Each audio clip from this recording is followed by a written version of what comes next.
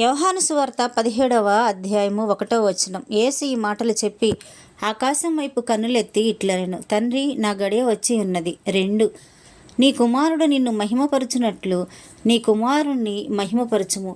నీవు నీ కుమారునికి ఇచ్చిన వారికి అందరికీ ఆయన నిత్య జీవము అనుగ్రహించునట్లు సర్వ శరీరుల మీదను ఆయనకు అధికారం ఇచ్చితివి. 3 అద్వితీయ సత్యదేవుడవైన నిన్నును నీవు పంపిన యేసుక్రీస్తును ఎరుగుటయే నిత్యజీవం. 4 చేయుటకు నీవు నాకిచ్చిన పని నేను సంపూర్ణముగా నెరవేర్చి భూమి మీద నిన్ను మహిమపరిచితిని. 5 తండ్రి, లోకము పుట్టక మునుపు నీ యొద్ద నాకు ఏ మహిమయుండెనో ఆ మహిమతో నన్ను ఇప్పుడు నీ యొద్ద మహిమపరచుము.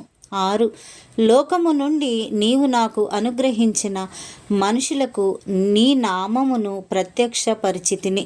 వారు నీ వారై ఉండిరి, నీవు వారిని నాకు అనుగ్రహించితివి. వారు నీ వాక్యము గైకొని ఉన్నారు. 7 నీవు నాకు అనుగ్రహించిన మాటలు నేను వారికి ఇచ్చి ఉన్నాను.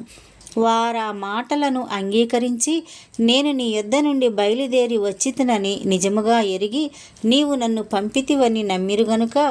8 నీవు నాకు అనుగ్రహించినవన్నీ నీ వలననే కలిగినవని వారిప్పుడు ఎరిగి ఉన్నారు. 9 నేను వారి కొరకు ప్రార్థన చేయుచున్నాను, లోకము కొరకు ప్రార్థన చేయుటలేదు. నీవు నాకు అనుగ్రహించి ఉన్నవారు నీవారైనందున వారి కొరకే ప్రార్థన చేయుచున్నాను. 10 నావన్నీయు నీవియు నావి, వారి యందు నేను మహిమపరచబడి ఉన్నాను.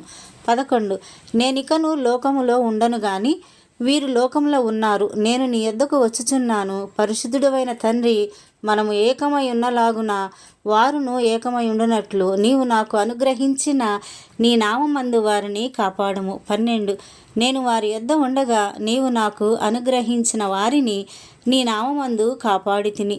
నేను వారిని భద్రపరిచితిని కనుక లేఖనము నెరవేరునట్లు నాశనపుత్రుడు తప్ప వారిలో మరి ఎవడునూ నశింపలేదు. 13 ఇప్పుడు నేను నీ యొద్దకు వచ్చుచున్నాను, నా సంతోషము వారి యందు పరిపూర్ణమగునట్లు లోకమందు ఈ మాటలు చెప్పుచున్నాను. 14 వారికి నీ వాక్యం ఇచ్చి ఉన్నాను, నేను లోక సంబంధిని కానట్టు వారును లోక సంబంధులు కారు గనుక లోకము వారిని ద్వేషించును. 15 నీవు లోకములో నుండి వారిని తీసుకొని పొమ్మని నేను ప్రార్థించటలేదు గాని దుష్టుని నుండి వారిని కాపాడమని ప్రార్థించుచున్నాను. 16 నేను లోక సంబంధిని కానట్టు వారును లోక సంబంధులు కారు. 17 సత్యమందు వారిని ప్రతిష్ఠిత చేయుము, నీ వాక్యమే సత్యము. 18 నీవు నన్ను లోకమునకు పంపిన ప్రకారము నేనును వారిని లోకమునకు పంపితిని. 19 వారును సత్యమందు ప్రతిష్ఠ చేయబడినట్లు వారి కొరకై నన్ను ప్రతిష్ఠ చేసుకొనుచున్నాను.